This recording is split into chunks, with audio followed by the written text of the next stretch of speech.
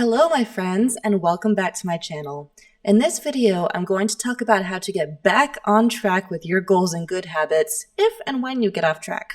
If you're anything like me, the initial excitement and motivation of New Year's resolutions has already worn off, but there are still things that are important to achieve in our lives, like creating or maintaining workout routines, building a profitable side hustle, learning a new language, whatever it may be. I'm going to share with you 3 actionable steps that you can use to renew that spark of excitement for creating the life you desire and create a strategy to effectively implement them.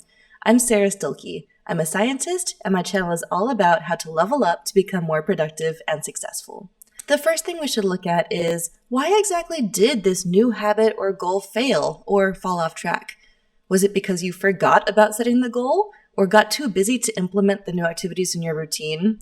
Or maybe you started implementing your new habit very hardcore for a few weeks, then became overwhelmed and stopped. Whatever the reason, have grace with yourself and try not to beat yourself up over it. Life happens, and change can be uncomfortable. It can also be super uncomfortable to look at a setback in life and analyze what exactly happened. But with a little courage, this exercise can be so incredibly helpful. It's hard to move forward from a setback when you don't know where the failure occurred. So let's take a few minutes to collect this valuable intel, and then we will use it to get back on track. To take an example from my own life, I had set a goal to restart a regular exercise routine, which has not yet come to fruition. During the pandemic, I got into the habit of working out 5 times per week, but once the world reopened, I kind of just stopped doing it. I took some time to journal and think about why I didn't implement this workout habit, and I came up with a few reasons, or excuses, depending on how you want to look at it. First, I had signed up for a new membership at a new Orange Theory fitness location in my neighborhood, but the studio didn't actually open up until just a few weeks ago, so I was using that as an excuse to postpone working out. Second, I have been traveling for about 3 weeks of the first 6 weeks of the year, and I didn't do any workouts during those times. Third, I realized that when I know there's upcoming vacations or travels in my schedule, I do tend to overdo it and try to work out every day leading up to it and end up getting a bit burnt out. I think this can actually be a big reason why goals get off track, because we get so excited at the beginning and then push so hard that we get burnt out. Now that we're really clear on why we failed to implement a new goal or habit, it's important to forgive yourself and let it go. Things happen in life. And remember, this doesn't make you or me a bad person or a failure, and it certainly doesn't mean you have to wait until next year to refocus on your goals. I am often too hard on myself, and it can be super hard to let go of my personal setbacks. But this really is the first step to having a blank slate so that you can move forward without any baggage. The second step in getting back on track with your goals is to get really clear, again, on why the goal or habit is important to you and what will be possible in your life when you achieve it. When you set the goal in the first place, there was a reason for it and something you decided needed to change in your life. The goal here is to get really excited and motivated and spark those feelings of excitement that you initially felt when setting the goal the first time. After all, you set the goal for a reason. So allow yourself to visualize what life will be like once you've achieved the goal, until you start to feel motivated and excited again.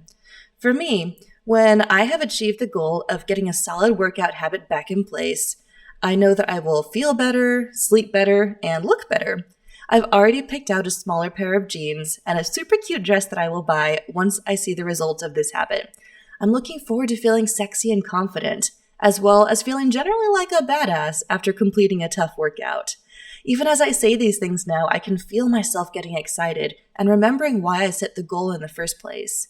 Instead of feeling bad that I haven't implemented my workout routine yet, I'm going to see this as a blank slate and feel excited for my future self and how it will feel when I reach the goal. Finally, the third step in getting back on track with your goals and habits is to put a plan and systems in place so that you have a framework for your new habit. If you're somebody who likes having a plan in place and starting fresh on a certain day, like me, I would recommend using a few days to create your plan and then set a start date for your habit on maybe a Sunday or Monday morning, whatever feels fresh to you. Once you have planned a start date, put things in place to make it easy to do the actions associated with your new habit. For example, my new Orange Theory fitness studio is now open. So I took out my calendar and I pre-scheduled 3 workouts for the week. The good thing about this particular fitness class is that if you schedule a spot in the group workout and don't show up, they charge you. It isn't that big of a charge, maybe like $10, but even that small of an amount is usually enough of an incentive to get me to show up, even when I don't feel like doing it. It also helps to have the workout scheduled and in my calendar, just like any other meeting. I also like setting a timeline for my goals. I had initially set my goals in 12-week increments, from the beginning of January to the end of March. It can be tempting to be like, I was going to lose 10 pounds in these 3 months, and now I need to cram losing 10 pounds into a month and a half. That is definitely setting yourself up for failure. Instead, just adjust your goal to match the amount of time that you want to allocate for reaching it. In this example, maybe I don't lose 10 pounds in 3 months, but maybe I can lose 5 pounds in a month and a half. That's still better than nothing, is not going to cause burnout, and I would be super pleased to lose 5 pounds. So basically, we're going to adjust the goals to match the time that we have left and not just try to overwhelm ourselves with it. Anything you can do to make the desired actions easier to accomplish will also help set you up for success. And those are my 3 steps to helping you get back on track toward achieving your goals. First, identify where you fell off track, learn from it, and let it go. Second, get motivated and excited for reaching the goal.